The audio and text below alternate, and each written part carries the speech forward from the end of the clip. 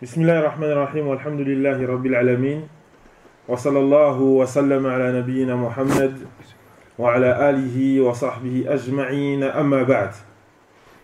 Nuwasilu ayyuha al-ikhwa fi sharhi usul al-iman. On continue l'explication du livre Les fondements de la foi de l'imam Muhammad ibn Abdul Wahhab rahimahullahu ta'ala. Et ça fait plusieurs séances qu'on aborde le hadith de la division de la communauté musulmane, hadith al-iftiraq. Et on a commencé à aborder donc les ambiguïtés qui sont présentes dans une vidéo, beaucoup d'ambiguïtés dans une vidéo pour rejeter ce hadith et montrer qu'il est faible.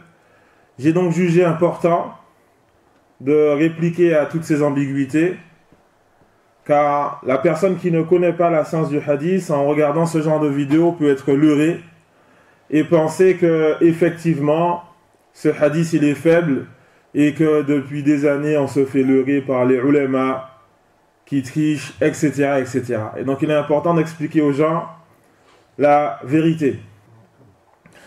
On a vu lors des cours précédents le caractère inapproprié quant au fait d'utiliser la narration inventée du hadith de la division de la communauté. On a vu donc qu'il est inapproprié d'utiliser la narration inventée pour critiquer le hadith. On l'a montré avec les preuves. Pour ceux qui n'ont pas assisté, vous pouvez donc trouver les enregistrements, Inch'Allah Ta'ala, qui seront placés sur le site bi'idnillahi ta'ala. On a aussi vu qu'il était incorrect d'utiliser l'existence d'une divergence entre les ulama sur un sujet pour rejeter une vérité. Comme le fait de rejeter un hadith sous prétexte que les savants ont divergé sur celui-ci. Tu ne peux pas dire, tel hadith, on ne peut pas le prendre. Pourquoi? Parce que les savants les ont divergés. Les savants les ont divergés sur plein de sujets. Mais nous, ce qui nous concerne, ce n'est pas la divergence.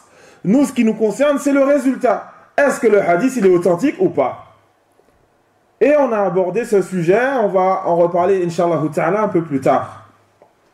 Et on a aussi vu qu'il est malhonnête de montrer que la divergence des savants sur ce hadith, c'est-à-dire sur le hadith de la division, il est malhonnête de montrer que la divergence des savants sur ce hadith est une grosse divergence.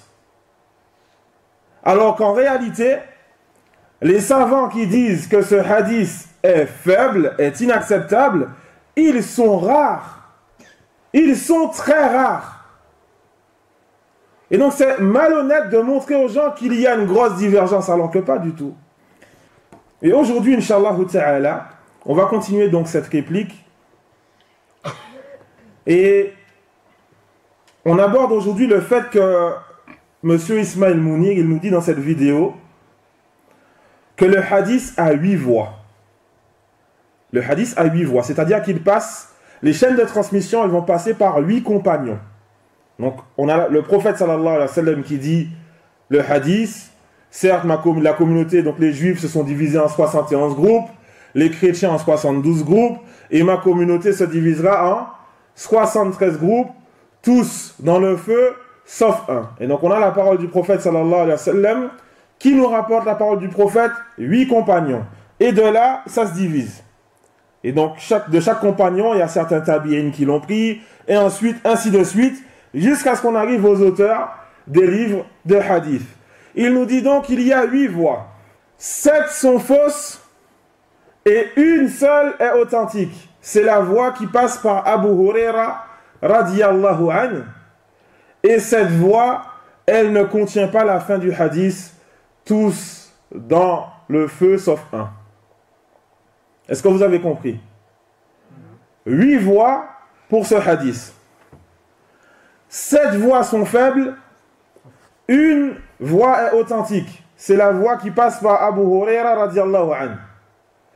Et cette voie-là, elle ne contient pas la fin du hadith. La fin du hadith qui pose problème à certaines personnes.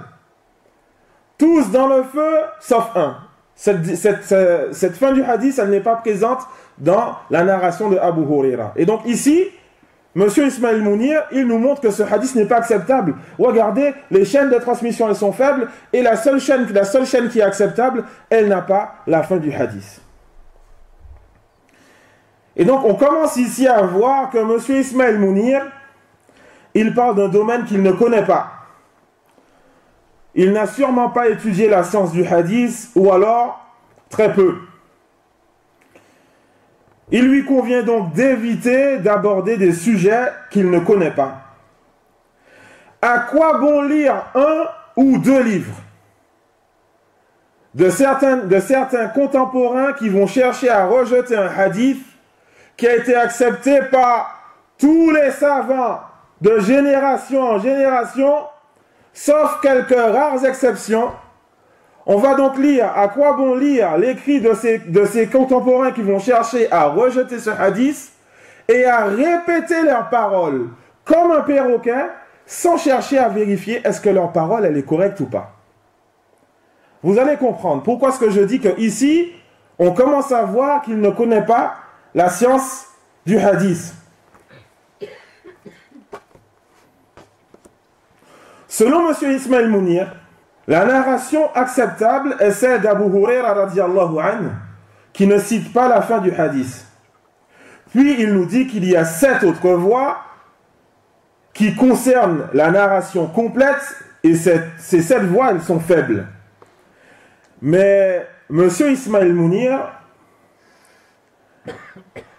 ne sait-il pas que dans la science du hadith, quand un hadith a une légère faiblesse dans la chaîne de transmission, quand un hadith a une légère faiblesse dans la chaîne de transmission, et que celui-ci a plusieurs voies, les chaînes de transmission, elles se renforcent les unes des autres. Et ce hadith va être authentique. Ça, c'est une règle qui est connue dans la science du hadith. Et c'est pour cela qu'Ibn Kathir, rahimahullah, dans son tafsir, lorsqu'il cite ce hadith, il nous dit « Walahu turukun kathira ». Ce hadith a beaucoup de voix. Pourquoi? Parce que c'est connu chez les savants du hadith que lorsque un hadith a une certaine faiblesse dans la chaîne de transmission, mais qu'il y a beaucoup de voix, beaucoup de chaînes de transmission, les chaînes de transmission se renforcent mutuellement. Parfois, les savants, ils utilisent juste 2 chaînes de transmission pour renforcer un hadith. Cheikh Al-Albani, rahimahullah, dans plusieurs passages de ses livres, il nous montre une chaîne de transmission, il nous dit ici, dans cette chaîne de transmission, il y a un problème, il nous montre que c'est un léger problème, il nous dit, mais il y a une autre chaîne de transmission qui va renforcer celle-ci, le hadith est accepté. 2 chaînes de transmission. Ici, M. Ismaël Mounir, il nous montre 7, il nous dit il y en a 7. Et derrière, il nous dit le hadith n'est pas acceptable. Il nous dit que le hadith n'est pas acceptable. Il était convenable ici, lorsque vous nous dites qu'il y a 7 voix, de nous montrer que les 7 voix sont très faibles et qu'il est impossible qu'elles se renforcent mutuellement. Là, ça aurait été une bonne argumentation. Mais ce n'est pas possible. Pourquoi? Parce que ce n'est pas le cas. Il y a parmi ces voix qui ont été citées, les 7 faibles, Cheikh Al-Albani, rahimahullah, il les a citées les voix du hadith. Et parmi ces voix, il y en a certaines qui vont avoir une légère faiblesse, d'autres qui vont avoir une faiblesse importante, et d'autres qui vont carrément être acceptables. Certains savants du hadith ont jugé certaines chaînes de transmission de ce hadith Hassan, comme Al-Busayri, rahimahullah. Il juge certaines chaînes de transmission de ce hadith comme étant Hassan, c'est-à-dire que la chaîne en elle-même, de façon indépendante, sans avoir besoin de se faire renforcer, elle-même, elle est correcte, elle est Hassan, bonne. Que dire lorsqu'on a plusieurs voix? On ne peut pas rejeter ce hadith. Une personne qui connaît la science du hadith et qui sait qu'un hadith, il peut être authentique de plusieurs façons. Soit la chaîne de transmission, elle est authentique de façon indépendante, elle n'a pas besoin des autres chaînes de transmission. soit la chaîne de transmission va être authentique de façon dépendante. C'est-à-dire que c'est une chaîne de transmission qui a un léger problème, qui va être renforcée par d'autres chaînes de transmission qui amènent au même hadith. Et c'est le cas ici, dans ce hadith. Sauf que M. Ismaël Mounir, il a omis de nous citer cela. Et donc c'est soit M. Ismaël Mounir, il sait très bien que les chaînes de transmission, elles se renforcent mutuellement, mais il a omis de nous le citer de la même façon qu'il a omis de nous citer que la grande majorité des savants du hadith ont accepté ce hadith, ou alors il ne savait pas cette règle, il ne connaissait pas cette règle, et il a parlé d'un sujet qu'il ne connaît pas. Et c'est pour cela que Cheikh Al-Albani, rahimahullah, après avoir cité les chaînes de transmission, et après avoir montré quelques faiblesses qu'il y a à droite à gauche, et les nombreuses chaînes de transmission, il nous dit فَقَدْ تَبَيَّنَ بِوُضُوحٍ أَنَّ الْحَدِيث ثَابِتٌ لَا شَكَّ فِيهِ. Il apparaît clairement que le hadith est authentique sans nul doute, et qu'il n'y a nul doute en cela. Car n'importe qui a étudié la science du hadith, en voyant le grand nombre de chaînes de transmission, il ne doute pas de l'authenticité de ce hadith. Et ensuite, M. Ismaël Mounir, il nous dit, là c'est moi je vais vous poser une question, Inch'Allah ta'ala, par rapport au cours qu'on a vu précédemment. Il dit, les savants ont divergé concernant le hadith ahad. Le hadith ahad, qu'est-ce que c'est? Là ici on a besoin de comprendre. Le hadith ahad, c'est un hadith qui, dans sa chaîne de transmission, à un moment ou un autre, on va trouver un seul rapporteur qui rapporte une information d'un seul rapporteur. Ou alors deux rapporteurs qui rapportent une information de deux rapporteurs, donc de deux narrateurs. Ou alors trois narrateurs qui rapportent une information de trois narrateurs. Ou peut-être un peu plus. Mais on n'atteint pas un grand nombre qui fait que ce hadith devient notoire. C'est quoi un hadith notoire? C'est-à-dire un hadith qui est indéniable. Il y a tellement de personnes qui ont tellement de narrateurs qui le propagent qu'il est indéniable. Je vous donne un exemple pour que vous compreniez. Farid, elle est de quelle couleur la Maison Blanche? Hein? Elle est blanche? T'es sûr? T'es déjà allé là-bas pour voir? Non, mais c'est connu. C'est connu que la Maison Blanche, elle est blanche. Je ne suis pas encore allé. Si tu me dis que tu l'as vu à la télé, je te dirais, ben à la télé, parfois, ils peuvent nous montrer de mauvaises choses. La Maison Blanche, le fait que c'est un bâtiment qui est blanc, ça, c'est une information qui est notoire. Même si tu ne regardes pas la télé, tu sais, tous les gens ils disent ça. Et donc, c'est ça qu'on appelle une information notoire. Il y a un tellement grand nombre de personnes qui le propagent que ce n'est pas possible qu'ils aient menti là-dessus. Et donc, un hadith qui est notoire, il a été rapporté par tellement de narrateurs que ce n'est pas possible qu'il se soit trompé ou qu'il y a eu des mensonges dedans. Un hadith qui est ahad, c'est un hadith qui a été rapporté par un narrateur, ou deux, ou trois, mais ce n'est pas un nombre qui va faire que ça sera notoire, ce n'est pas un grand nombre. Et donc il nous dit, M. Ismaël Mounir, il nous dit que les savants ont divergé concernant le hadith ahad. Que dire donc d'un hadith dont les savants ont divergé sur son authenticité? Qu'est-ce qu'on dit ici? Que dire donc d'un hadith dont les savants ont divergé sur son authenticité? Premièrement, ça n'a pas de lien. Et deuxièmement, on a vu dans les cours précédents que les savants, ils ont divergé sur beaucoup de sujets.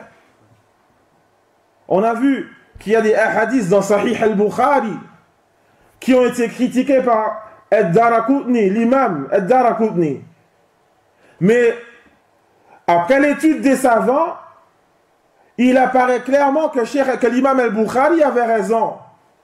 Est-ce qu'aujourd'hui, une personne peut venir et nous dire « Ah, on ne peut pas accepter les hadiths de Sahih al-Bukhari parce qu'il y a une divergence sur l'authenticité du hadith ». Personne ne peut dire ça. la présence, et donc le fait qu'il y ait une divergence sur le sujet, ne nous permet pas de rejeter une vérité. On avait abordé quoi comme sujet? On avait abordé le fait de jeûner les 6 jours de Shawwal. Je ne vais pas vous demander qui a jeûné les 6 jours de Shawwal. Mais il y a un avis qui dit qu'il ne faut pas jeûner les 6 jours de Shawwal. Ah ben oui. En plus, quand je vois autour de moi, j'ai l'impression que la majorité des frères ici, ils viennent du Maghreb. Ça, c'est l'avis de l'imam Malik, les frères. C'est l'avis de l'imam Malik qui déconseille le fait de jeûner Shawwal. Pourquoi? Parce que c'est pour éviter que les gens confondent le jeûne de Shawwal et le jeûne de Ramadan, et que les gens ils pensent que Shawwal c'est obligatoire comme Ramadan, ou que Shawwal en fait partie. Est-ce que l'argumentation d'Imam Malik elle est acceptée? Non, elle n'est pas acceptée. Le prophète sallallahu alayhi wa sallam nous incite à jeûner Shawwal, on jeûne Shawwal. L'imam Malik rahimahullah c'est un grand imam, il est appelé l'imam des imams, mais ce n'est pas Rasulullah sallallahu alayhi wa sallam. Et donc aujourd'hui une personne ne peut pas venir nous dire ah t'as jeûné Shawwal. Ah, il y a divergence sur le sujet.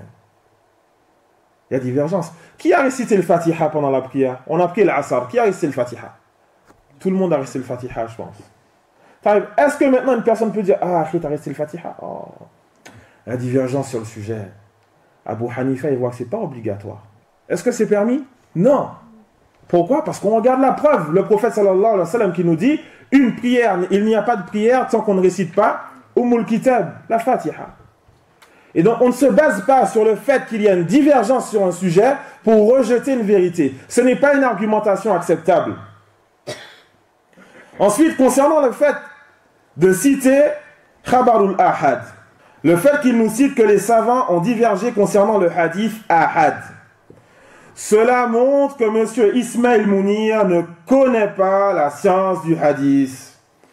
Car le fait de rejeter un hadith parce qu'il est ahad, cette méthodologie est la méthodologie des gens de la passion. Ce n'est pas la méthodologie de Ahl Sunnati wal Jama'a. Ce n'est pas la méthodologie des gens du hadith. Ils ne rejettent pas un hadith sous prétexte qu'il est ahad.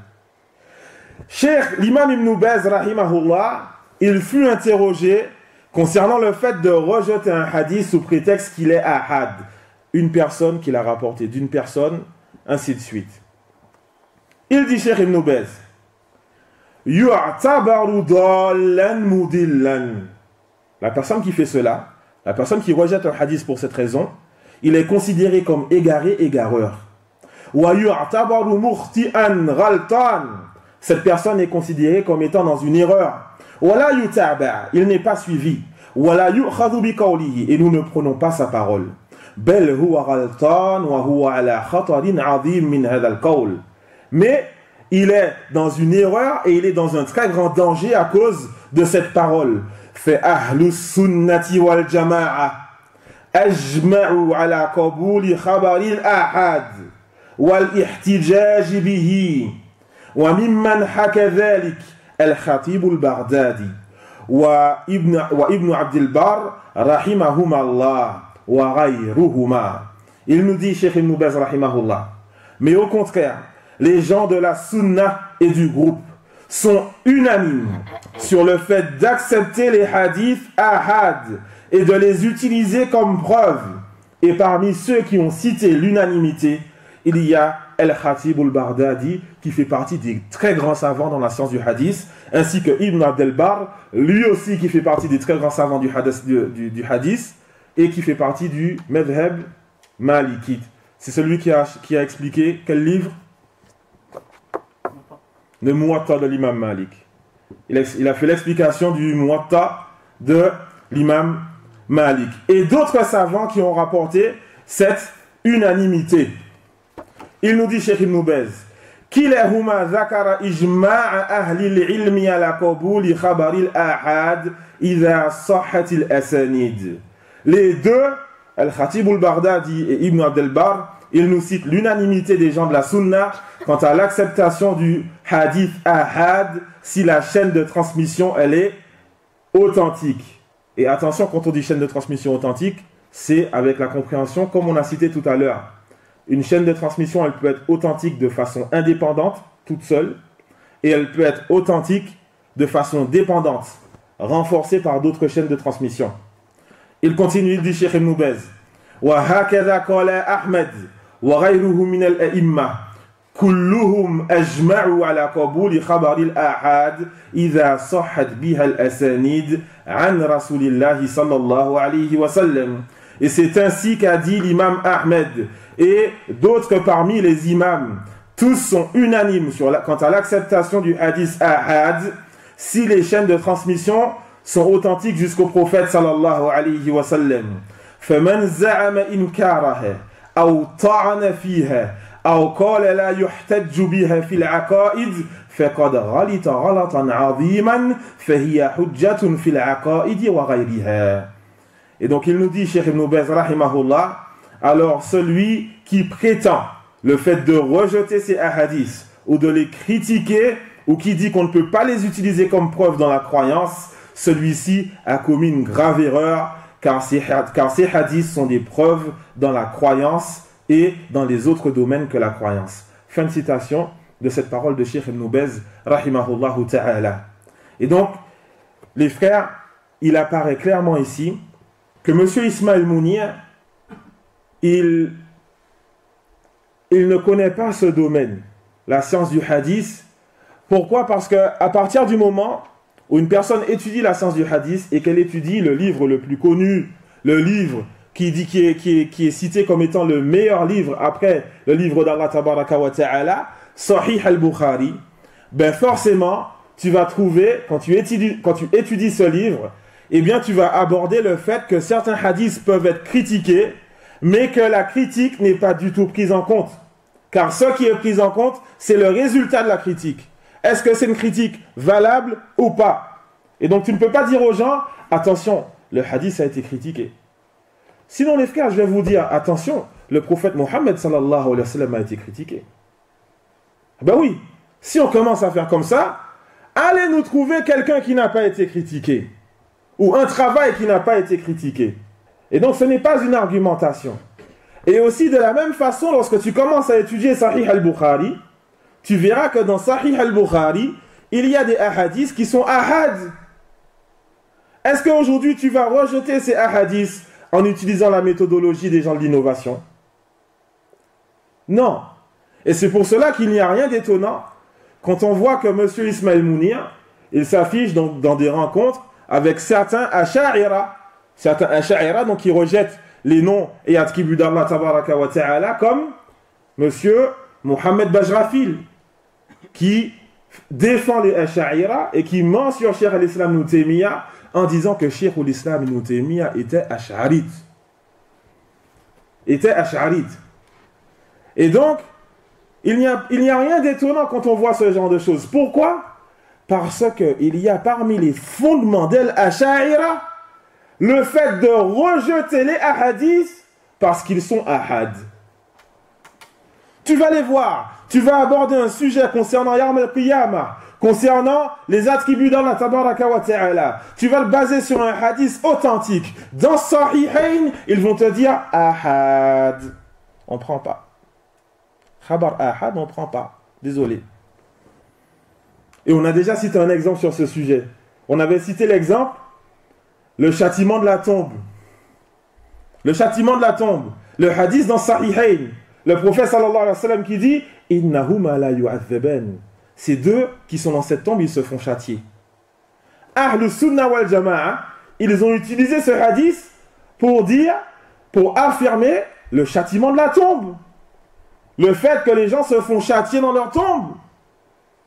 Ils ont utilisé ce hadith et d'autres preuves. Taïb, Ahl al-Bid'a, les gens d'innovation qui disent non, ça n'existe pas, châtiment de la tombe. Comment ça, châtiment de la tombe? C'est quoi ça rentre pas dans la raison? Comment ça? Lorsqu'on défait la tombe, est-ce qu'on voit qu'une personne s'est fait châtier? Et donc ils ont commencé à essayer de raisonner sur le sujet. Avec une raison qui est bien entendu blâmable, qui cherche à contredire les textes du Coran et de la Sunna. Et donc ils rejettent les châtiments de la tombe. Tu viens avec ce hadith qui est dans Sahihain. Ils te disent non, ahad, on n'accepte pas. Taïb, lorsque tu ouvres les livres de fiqh, les livres de jurisprudence, et que tu abordes le sujet de la purification, et qu'il est important de se purifier après avoir uriné, tu vas utiliser les mêmes, tu vas voir les mêmes innovateurs qui ont rejeté ce hadith dans la croyance parce qu'il est ahad. Ils vont te dire oui, mais il faut faire attention, il faut se purifier correctement parce que le prophète sallallahu alayhi wa sallam, il a dit, certes ces deux ils se font châtier, il y a l'un d'entre eux qui ne faisait pas attention lorsqu'il urinait et l'autre qui faisait du colportage. Tu dis mais attendez, mais c'est vous avez dit que le hadith il est ahad. Vous avez dit que c'est pas une preuve. Ils vont te dire c'est pas une preuve dans la croyance. C'est pas une preuve dans la croyance. Et donc des règles inventées pour rejeter les hadiths du prophète sallallahu alayhi wa sallam. Pour finir les frères, dernier point, Inch'Allah ta'ala, c'est que monsieur donc Ismaël Mounir, dans une vidéo, il dit que si on est sincère, il dit que concernant les personnes qui le critiquent, il dit s'ils sont sincères, alors ils me contactent en privé pour me conseiller. Et ce sujet, c'est un sujet que les savants ont aussi abordé. Il n'est pas mis en condition le fait de conseiller la personne en privé lorsque l'erreur est faite publiquement. Ici, M. Ismaël Mounir, il pense injustement à sa propre personne. Il pense injustement et égoïstement à sa propre personne et ne pense pas aux milliers de personnes qui ont regardé sa vidéo et que s'il se trouve, ont commencé à rejeter les hadiths du prophète sallallahu alayhi wa sallam à cause de ce genre de vidéo. Et donc oui, nous donnons ce conseil publiquement afin de protéger les gens, afin de protéger la communauté musulmane, en espérant que M. Ismaël Mounir accepte le conseil et qu'il revienne de ses erreurs et qu'il aille apprendre la religion. Car il ne suffit pas de lire, il ne suffit pas d'être arabophone et de lire un ou deux livres pour pouvoir enseigner la religion d'Allah, tabaraka wa ta'ala. Il faut étudier pour éviter donc de propager des erreurs catastrophiques comme celle-ci. Le prophète sallallahu alayhi wa sallam, lorsqu'il était en pleine khutbah du Jumu'ah, et que le compagnon, il y a un compagnon qui a traversé les rangs, il passait au-dessus des rangs. Le prophète sallallahu alayhi wa sallam, il lui a dit Ijlis, assieds-toi, certes tu as fait du tort. Ça dérangeait les gens qui écoutent le discours du prophète sallallahu alayhi wa sallam et ils voient un homme qui passe, ça peut les déconcentrer. Et donc, il l'a blâmé et lui a fait ce conseil devant tout le monde. Est-ce qu'on va dire le prophète sallallahu alayhi wa sallam n'a pas été sincère dans le conseil? Non, abadan, jamais.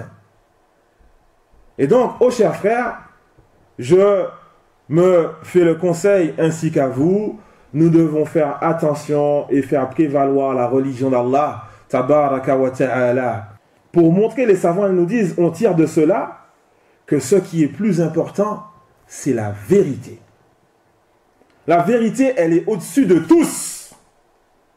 Le fait que quelqu'un fasse une vidéo ou un audio public pour montrer mes erreurs, je lui dis Jazakallahu khayran. Franchement, Jazakallahu khayran. J'en avais besoin. Alhamdulillah, quelqu'un m'a montré les erreurs que j'ai, je vais corriger ça sur mon site, allons-y. Mais ce caractère égoïste de dire ah non, moi si vous voulez me conseiller, il faut me conseiller en privé, sinon non, je prends pas moi. Je regarde même pas, j'écoute pas.